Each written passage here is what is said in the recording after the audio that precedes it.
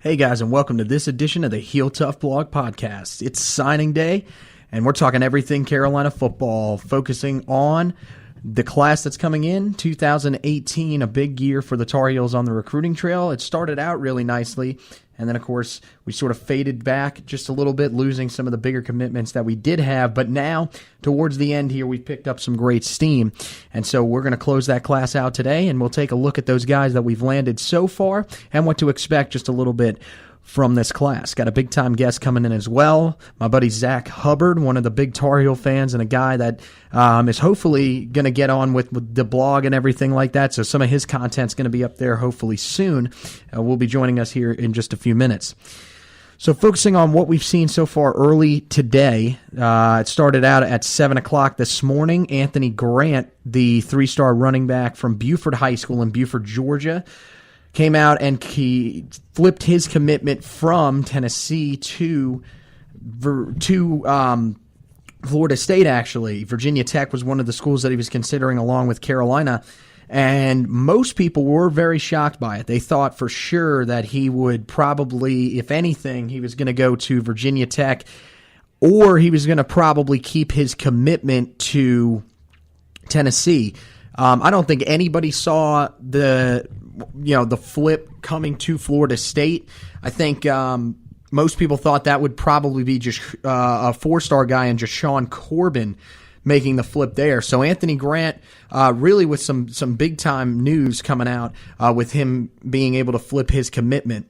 Then the another athlete, Cavossier Smoke, that's how you pronounce his name, Cavossier Smoke. I apologize for that. On the last podcast, I did pronounce the name wrong, but a great name for sure. He ends up committing to Kentucky. Nothing really shocking there. Really, it was probably down to Kentucky and Florida Atlantic there at the end after a great visit to Florida Atlantic for him. And then a great visit after that to Kentucky for him. That ended up putting Kentucky in the driver's seat, and in the end, he ends up picking Kentucky. So not really a shocker there either. So to start the morning, two guys that would have been pleasant surprises, but they don't end up committing. Then we turn to just a little while later. It started out with Mikhail Salahuddin. His commitment got pushed back, so then the focus turned to Dax Hollifield. That really wasn't too long ago, just about an hour and a half ago, maybe a little bit more than that. He ends up committing to Virginia Tech over Carolina. It was pretty much down to us two, as well as maybe Stanford was still in the running. Clemson was kind of an outside shot, and unfortunately he ends up going to Virginia Tech. Unfortunately for us, pretty good for him. So definitely a guy that we would have loved to have, an in-state talent that would have been a big commitment for Larry to focus on in the state. But unfortunately right now, Dax Hollifield is going to go and play at Virginia Tech. After that, Jamarcus Chapman, the three-star defensive lineman from Rome, Georgia, he ends up committing to Florida State again. Not really all that shocking. It seemed like Florida State and Miami were kind of the two right there at the end. For a while it looked like the Heels were in control there, but unfortunately they didn't end up pulling it out. So right now we're going to have to kind of sit and wait. We're kind of in a holding pattern after the big commitments of the day. William Barnes and Ed Montilus, considering both us and Florida, and William Barnes and Ed Montilus are coming to Chapel Hill. Huge lands for Larry Fedora. The four-star offensive tackle, William Barnes, 53rd ranked player according to 24/7 Sports. This kid is the real deal. He is a monster at offensive tackle, and he's going to come in and could have an early impact at a position where the Heels are going to have a couple of battles going on for those positions. So a real chance for him to come in and make an immediate impact on this team. Definitely a guy with a lot of talent, and that is a huge land for the Heels going into the state of Florida, an area that has been populated heavily by SEC and ACC, top-tier teams. So to land him over Florida is huge. Ed Montilus, kind of a package deal type guy with him, so that's also a big deal for those guys. So hopefully, hopefully we can keep the momentum going as we're kind of, like I said, in a holding pattern. Got 3 guys that you got to keep an eye on later today. So yeah, just, some guys. It's going to be the defensive end, Gavin Lewis from Madison, Alabama. He's going to commit at 2:00. This is a guy that's kind of flown under the radar.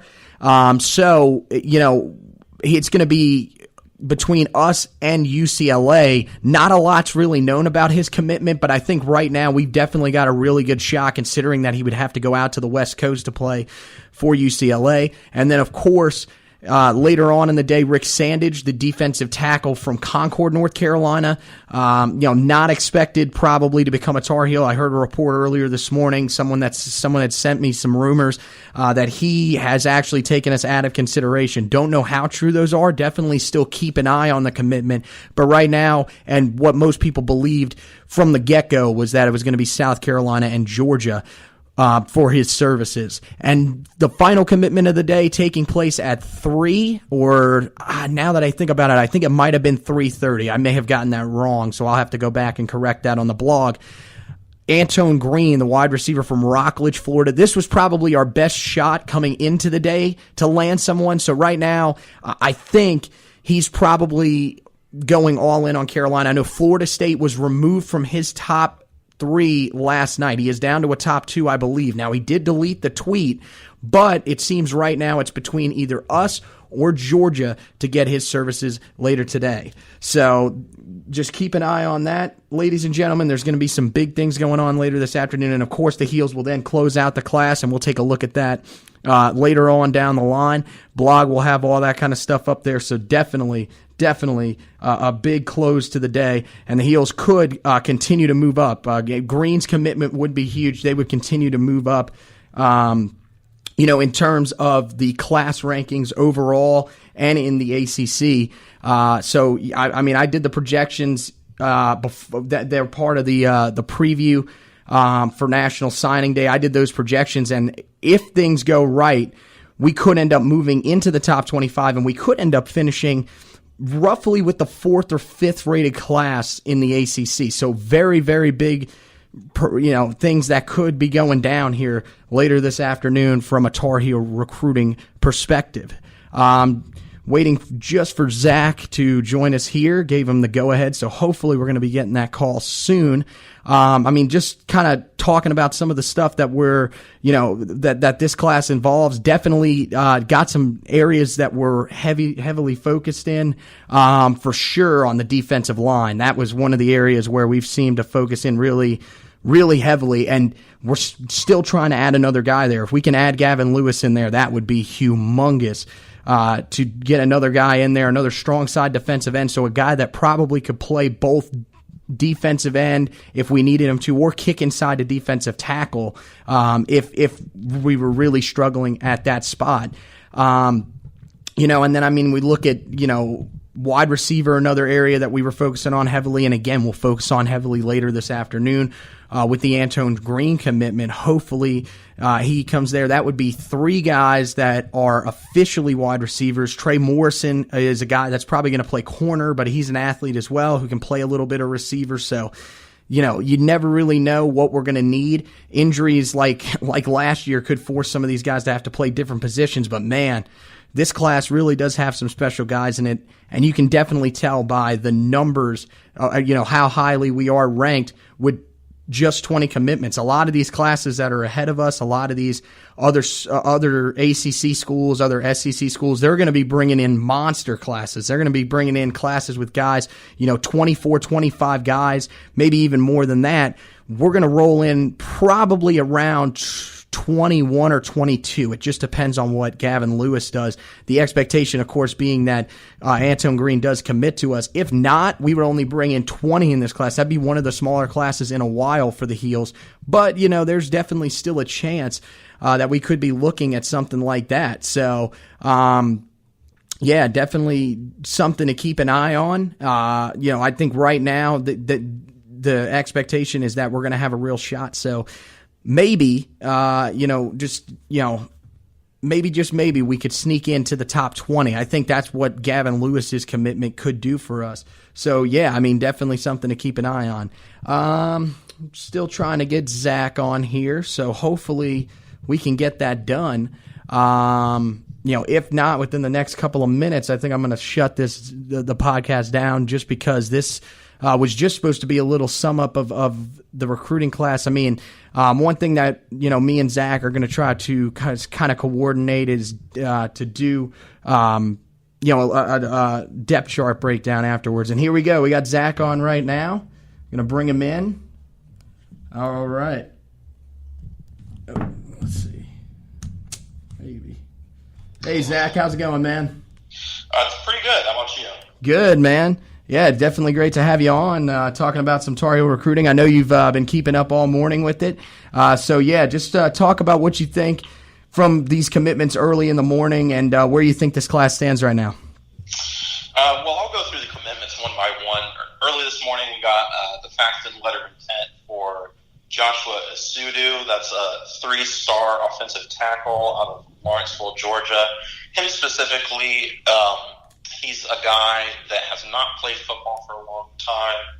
Still a little bit raw in the technique, but obviously has talent, has good size to play inside and outside. His high school coaches and Coach Kabilovic for the Tar Heels have really talked about his intelligence, which is big across the offensive line. Yes, he projects nicely either inside or outside, which I think is very good for the Tar Heels. Amongst the other soft commits that we had sent in a letter of intent, we have DeAndre Hollins, which was a 3-star cornerback out of Tampa, Florida, out there at Jefferson High School. And he is a guy right now that's really seen as a raw kind of developmental player, maybe not the most skilled in his technique right now, or perhaps in his vision, but certainly has the body for it. He's listed as 6'2", 6'3", 172. So certainly a guy that with whoever the new secondary coach is going to be, will have that ability to develop him, hopefully, into a really good player. Certainly has the physical tools for that. Moving on from there, there were some other top targets that committed elsewhere this morning. 3-star running back Anthony Grant, obviously committed to Florida State over Tennessee and UNC. He was a guy whose running style I really liked, but probably saw the other committed players in Devin Lawrence and Javonte Williams and decided to go elsewhere, so no fault for him there. 3-star athlete out of Alabama in Cavassier Smoke, another guy I really liked, played running back. He ended up going to Kentucky. From my understanding, he'll have a lot of really early playing time there, so that also makes sense for him. Jamarcus Chapman was another one this morning. 3-star strong side defensive end or defensive tackle. Had 4 finalists in UNC, Virginia Tech, Florida State, and Miami. Personally, I thought it was going to come down to Florida State and Miami. Me too, ended up going to Florida State. And then the big one, Dax Holyfield, 4-star inside linebacker out of Shelby, North Carolina. Ended up with 4 finalists in Stanford, VT, UNC, and Clemson. I thought UNC had a really good week recruiting him with the unofficial visit, with his brother receiving the offer, and then the big in-house visit. But decided to commit to VT, which is obviously not the best thing for a Carolina fan's perspective. He was my favorite recruit left on the board at this point. Decided to go to VT. But then we had the 2 new commitments this morning, and 2 teammates from Apopka, Florida, William Barnes and Ed Montillis, 2 offensive linemen. William Barnes, high 4-star, 5th-ranked offensive tackle in the nation, projects really well both inside and out, depending on playing time availability. Personally, I think that he has the chance to get a lot of immediate playing time, particularly on the interior of the line. Ed Montilus is another guy that is no consolation prize. He is the real deal, 3-star offensive guard. So as of right now, UNC is the 24th ranked class with 19 commits. We should have really just 2 more guys we're looking at 4-star wide receiver. I believe that's Antoine Green, and 3-star defensive end or defensive tackle Gavin Lewis. There's also 4-star Rick Sandage later on this afternoon. Don't really know how much UNC should be seen as an option, but I mean, Anthony, give me your thoughts on all of that. Yeah, I mean, I gave just a little bit of the thoughts definitely before you got on. But yeah, I definitely love the Barnes commitment. That is humongous for these guys. Definitely humongous for just the reputation for Larry Fedora, not only amongst the coaching community, but really amongst the fan base's community, the fan base, which thinks that really he can't recruit. I don't agree with that in any way. I think this definitely shows it. Hollifield, I think, is one that definitely hurts a little bit, considering he comes from this state. I agree with you. I thought for sure that the visit may have meant a little something. I didn't read into it just too much just because, Jack was there with them as younger brothers in the 2021 class. So I think that was mostly focused on Jack. But, man, I thought definitely that we had a real shot, especially since, including the fact that we have been, tied to him for a really, really long time, really since he was probably a freshman. But, Barnes is huge. Montilus is huge. I agree. I think both of them are going to have a chance probably to make a little bit of an impact. I think Barnes definitely, for sure, I think he's going to come in and he could play at offensive tackle or offensive guard. I think it's like you said, it's kind of going to be what do they need right now. And, yeah, definitely on the interior, we got to replace both of our guys on the interior, so there will be a battle there. And then at offensive tackle, we got a battle to take over for Bentley Spain. So, yeah, we're definitely going to have some real chances for him to step up. And then later today, I feel really good with Antoine Green. I think that's probably ours to lose. I don't really know. I'd be interested to see, and I think I'm going to try to talk to some of the guys once I get off that are connected to Georgia and see whether or not they are hearing anything about him possibly committing there. If not, then more than likely I think we're going to go in and get that commitment, because I saw it last night. Now, he did delete the tweet. There was a tweet that he showed where it was him with half Georgia, half North Carolina, and it said top 2. So I'm not sure if that means that he has taken Florida State out. Might have, considering that Warren Thompson committed there just a couple of days ago. He was another 4-star wide receiver, so maybe that's kind of helped us out a little bit as well. So that would be a big one to bring in. And then, yeah, Gavin Lewis, he's kind of flown under the radar just a little bit. He hasn't really been talked about as much as some of these other guys in this class. But that would be another huge get for us, and continues to show that we are focusing very, very highly on that defensive line in this recruiting class. I think Deke Adams has done a sensational job with the guys that we're bringing in this class. And, yeah, I mean, I'm definitely excited for this afternoon. Sandage, I did have a tip from a guy earlier that said that according to Don Callahan Inside Carolina, Rick has not, I don't think he's come out and said Carolina's definitely not in the running, but I think he said that, right now South Carolina and Georgia are the top 2 that I have, and, Carolina's kind of in the background. So I don't know, unless, something, we get a last second phone call in or something like that. I think it's, I think it's pretty obvious that he's going to be going SEC. So, any other thoughts from you, man? Yeah, I'll put in some more comments on that, specifically just point by point. I mean, we talked about Barnes and Montilus on the offensive line, and like you mentioned, this is a Tar Heel offensive line that did not perform perhaps up to the desired level last year. I mean, there were a lot of injuries, obviously, as there were with the whole team, but there was a lot of moving pieces, moving parts within the offensive line, and this is also an offensive line that lost 6 scholarship linemen, either for graduation or entering the draft or just medically retiring in the case of Tommy Hatton. So there are plenty of open spots on this offensive line. To touch on that briefly, not trying to get into way too early depth chart or projections or anything like that, but like you said, the guards spots on the offensive line look to be fairly open. Tackle spots are obviously not out of contention, but there are opportunities for these young guys to play there really early. In terms of the defensive line, like you mentioned, still going after Gavin Lewis, and there being a focus on it this year. Defensive line, in my opinion, was one of Carolina's biggest strengths last year.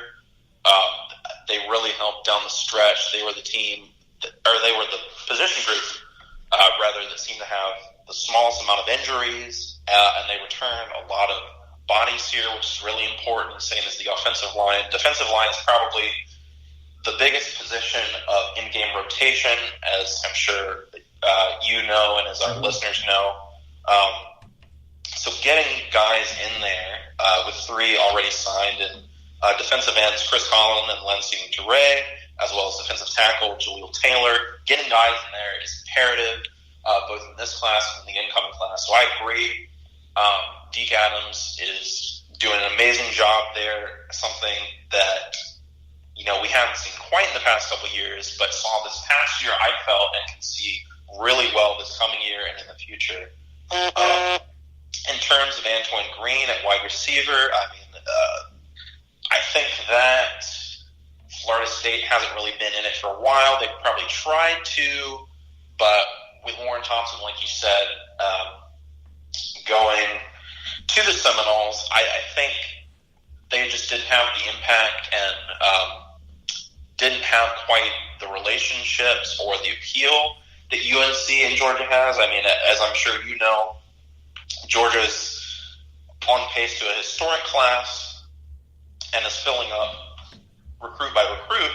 Oh, for sure, but what that means going into this afternoon is that there's going to be less and less spots for these top targets. And I don't know if you've seen, they already took another wide receiver today. They took Tommy Bush out of Texas as a 4-star wide receiver. So I'm not even certain if Georgia would have space for Antoine Green. They might. I feel really strongly about him at UNC. He's a guy. He went for his official visit, I believe, on the 12th, and then came back for an unofficial visit with Anthony Grant and Dax Holyfield, I believe, 2 weekends ago. Right, so during Junior Day. Yep, he was on campus for that. Yep. Yeah, so he's a guy that I feel, and to be a little bit biased to our articles here, I feel like UNC recently has had a lot of success at wide receivers in the past couple of years. I mean, you have Quinshot Davis was a good wide receiver. You have certainly in guys that are making moves in the NFL. You have recent Super Bowl champion Matt Collins. Right. You have Ryan Switzer. You have Bug Howard that's making some moves. We'll see what Austin Pearl does. And even this past year on the field, you had Anthony Ratliff-Williams making some noise. So with the legendary Gunter Brewer as our wide receivers coach and the type of offense we run, wide receiver is always a position of emphasis and always a position of success. So, I mean, that you can see in signing Jordan Adams and De'Ami Brown, but I think that also can push that success onto Antoine Green.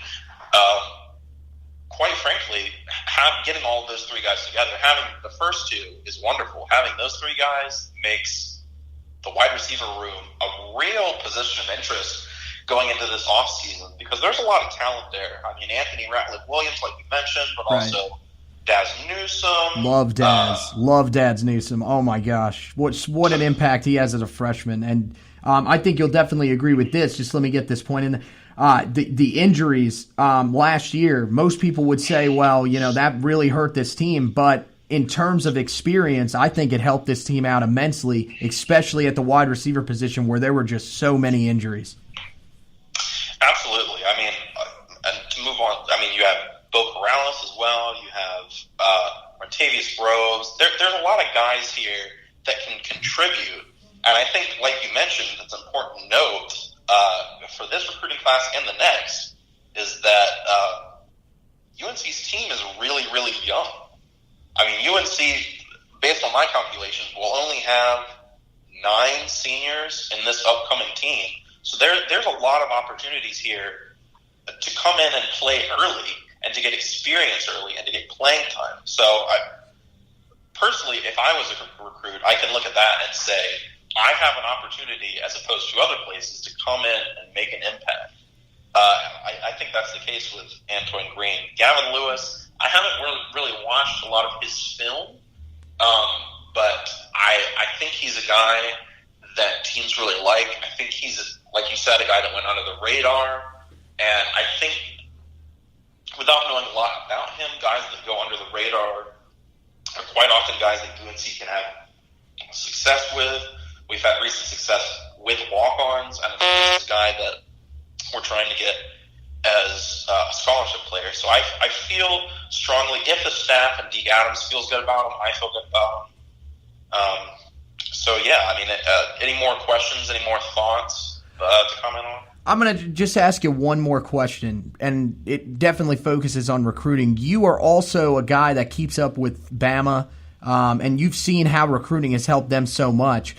It's been proven that, statistically, you have to have a good recruiting class to make the college football playoff. I mean, even Washington a couple of years ago, you have to bring in at least a top 25 class guaranteed. I think most people say it's around a top 15 class. From watching Bama, how important is recruiting? And then do you think that one day maybe Carolina could get up into that range where we could be competing possibly to get into the playoff, at least on the recruiting front? So as you mentioned, Alabama was the first team that I was a fan of. That's where my family's from. But I ended up, because of our family moving and wanting to be closer to home, I ended up going to UNC. So kind of have those dual fan bases to balance. Love recruiting, love watching recruiting for both of them. But yeah, it's like you mentioned. What people have said conventionally is that there's always coaching and there's always injuries and there's always player development. But you cannot win a national championship without a certain number of what they call blue chips, which are 4-star and 5-star guys. So it is recruiting, it is how players develop, but people also have a pretty good idea of how good players are going to be. Recruiting rankings right now are better than they've ever been. They do have misses. They do have guys that don't pan out that are ranked high. They do have 2 and 3 and 4 stars that really play up to that level. But for the most part, recruiting is big. Recruiting is big for how your team does. Obviously, like I said, that's important.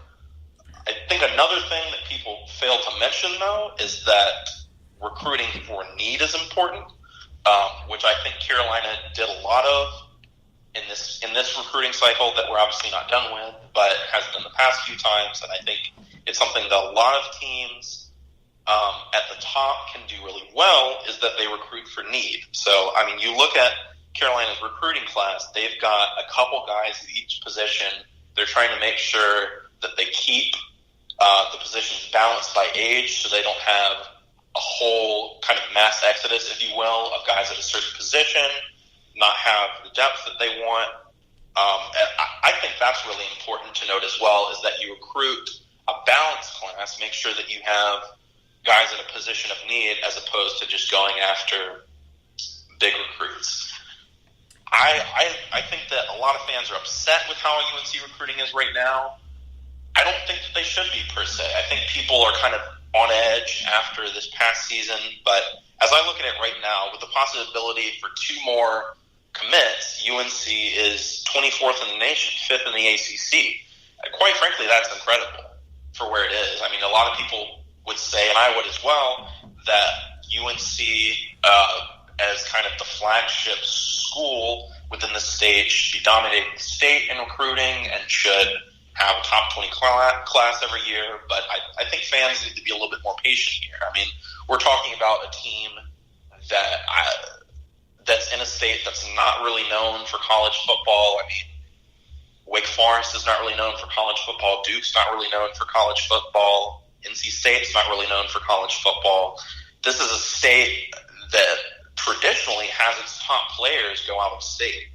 And a lot of the players, higher-ranked players that we got this past season were being heavily recruited by other teams. I mean, you have William Barnes and Ed Montillis that were being heavily recruited by Florida and by Ole Miss. And then you have Jordan Adams that was Clemson. I mean, 2016's national champion was heavily after it at the wide receiver position, which they've had success at. So I think all things considered, it's a nice spot for UNC to be able to dominate the state in recruiting and lock the state down and have a top 20 class every year.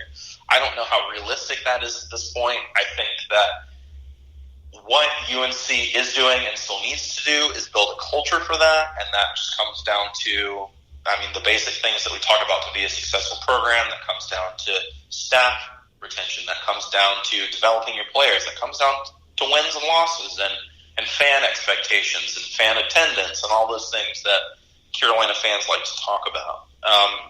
In terms of if Carolina could jump into that upper echelon of the college football world, I really like UNC's offense on the national level. I think we really saw that in 2015 and in 16. UNC has always focused its team on its offense, on the spread offense, with some air raid concepts in there.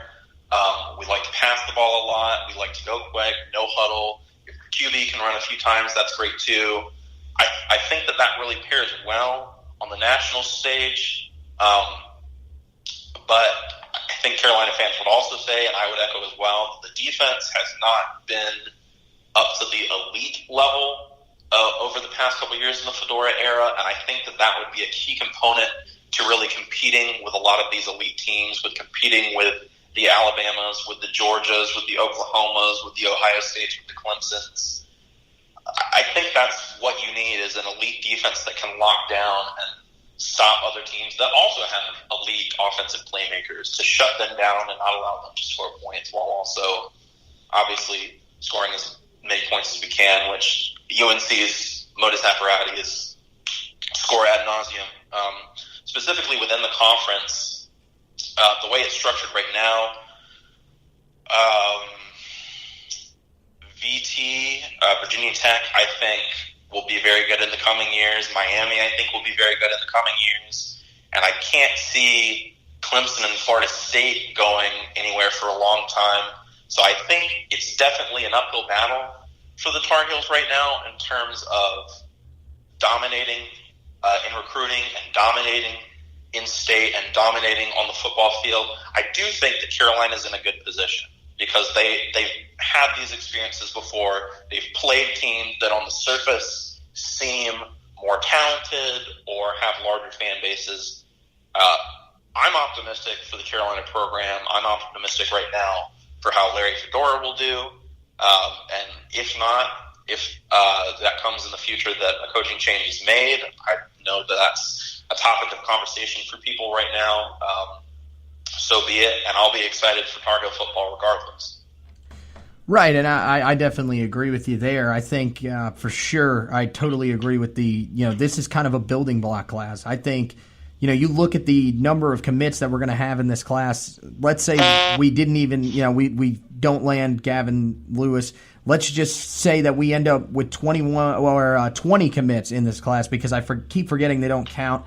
The guy that we got, Ricky Mizan, I think is how you pronounce his name. He's an inside linebacker, played the number one lacrosse player in the nation. He's not officially put into the class, but I think he's on scholarship. I'm pretty sure that we have offered him a scholarship, so he will be in that class as well. But still, just to bring in, even if we're just saying 20 or 21, either way, that's one of the smaller classes of the teams that are ranked ahead of us. A lot of those classes are going to involve 24, 25 guys. So, I think it's definitely impressive. The concern about the in-state prospects is definitely, it's viable. There is some concern there at times, with we would have loved to get Dax Hollifield. We would have loved to get a guy like Peyton Wilson and everything like that. But I think one of the things that kind of nullifies it, outside of this past season, we have been really successful while not being the greatest at recruiting the state. So I'm with you. I'm not really overly concerned. If we can still recruit the state of Georgia as well as we have, the state of Florida, primarily in the Jacksonville area, as well as we have, I'm not really all that concerned. I think this team definitely is heading in the right direction. And I agree with you. I think it's definitely going to be, in terms of national relevance, it's going to be pretty tough because, I totally agree. I think Virginia Tech and Miami are two teams that are on the rise. And for sure, I don't think Clemson and Florida State are not going anywhere. If any team's going anywhere, it would be Florida State out of the two. Clemson is not even thinking about going anywhere. They are a national championship contender just about every year. So right now, to even think that we're going to be on that level, I'm not going to even entertain that right now because if we do entertain that, our fan base's head will swell up even more than it already is. But definitely, some good things in place right now. And I'm one of those guys that thinks Larry is doing a good job here. We've just got to trust in him right now. All right, man, we've been rolling for a little while, and I got to get ready to roll out. So, hey, I want to thank you for joining me, man, and I hope you had some fun on air, man. Oh, I absolutely did. Thanks for having me. Hey, no problem, man. All right, you take care, all right, man? You too. All right. So that was Zach Hubbard. Going to be doing some more things on the blog with him. Definitely a great guy. Love that commentary, being able to hang out with him and talk a little bit about the recruiting. So, guys, just stay tuned to the Heel Tough blog. I'll be tweeting out some links as we get through the afternoon here. We got about 45 minutes until we're going to have our next guy that we got to focus on. Gavin Lewis is going to commit, and hopefully he ends up choosing us over UCLA. That could be the start of a nice afternoon for the Heels as they look to land 2, possibly 3 more big commitments on the day. But as I said again earlier, Rick Sandage is a little bit, he's leaning away from us. So, we'll just have to see going forward. Want to thank you guys for joining us. As always, check out the blog, Heel Tough blog on medium.com. Check me out on Twitter at Future Tar Heel.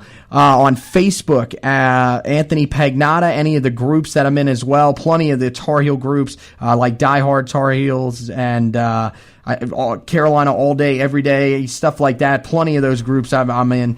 So go ahead and check out the content there. And of course, if you want to follow the guy you just heard, Zach Hubbard, his Twitter handle is at HackZubbard. On Twitter, that's at HackZubbard. Go ahead and check that out, guys. And again, thank you for joining us. And as always, go Heels.